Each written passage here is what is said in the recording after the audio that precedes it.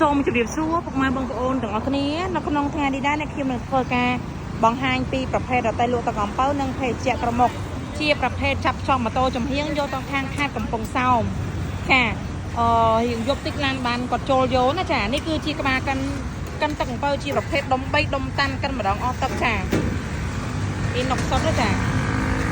ចំពោះផ្នែកខាងក្រោមចាគឺជាប្រភេទម៉ាស៊ីនតាំង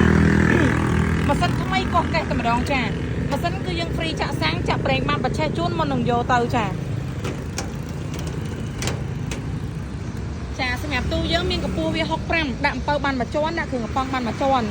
មានកធុនត្រង់ទឹកអំពៅមានស្រាប់សក់អំពៅមានតយោប្រហូរទឹកអំពៅមានដបូលចាដបូលដាក់ក្រហមលឿងជូនណាចាយើងដាក់ក្នុងទូកញ្ចក់ហើយមានបិទរូបភាពជូនណាបិទរូបភាព highlight ជូនមកស្អាតចាហើយបិទខាងលើនិងបិទខាងក្រោមចានេះស្លាកយីហរបស់យើងខ្ញុំចាហើយមានធុងតកកថែមជូនមួយទៀតចំណុះ40លីត្រចាខាងក្រោមនេះដាក់ធុងតកកបានមួយទៀតណាចាអានេះកនៅដាក់អវ៉ាន់ហើយនេះគ្រឿងក្រៅចាប់ម៉ូតូណាពុកម៉ែបងប្អូនទាំងអស់គ្នាចានេះយើងរៀបចំឲ្យមកកំភ្លេតែម្ដងចាគ្រឿងក្រៅចាប់ម៉ូតូអានេះកងដាក់កធុនត្រង់ទឹកអំពៅចា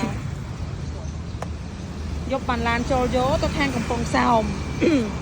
សម្រាប់ពុកម៉ែបងប្អូនមានតម្រូវការចង់កំងធ្វើលម្អចាប់ចង់ម៉ូតូចំហៀងលម្អសណ្ដោងលម្អលក់ទឹកអំពៅបាយឆាមីឆាលម្អก๋วยเตี๋ยวលម្អមន់បវលត្រីបវលលម្អពោតដុតអីគាត់អាចធ្វើការតំណតាមរយៈលេខទូរស័ព្ទ3ខ្សែដែលខ្ញុំដាក់ផ្នែកខាងលើឬក៏ឆាតចូល page របស់អ្នកខ្ញុំផ្ទាល់ឬក៏ចុចលើ link Telegram របស់អ្នកខ្ញុំក៏បានដែរចាសម្រាប់ទីតាំងរបស់យើងខ្ញុំគឺនៅភ្នំពេញនៅផ្សារដាំកៅលើផ្លូវ271នៅម្ដុំធនាគារ ABA ចា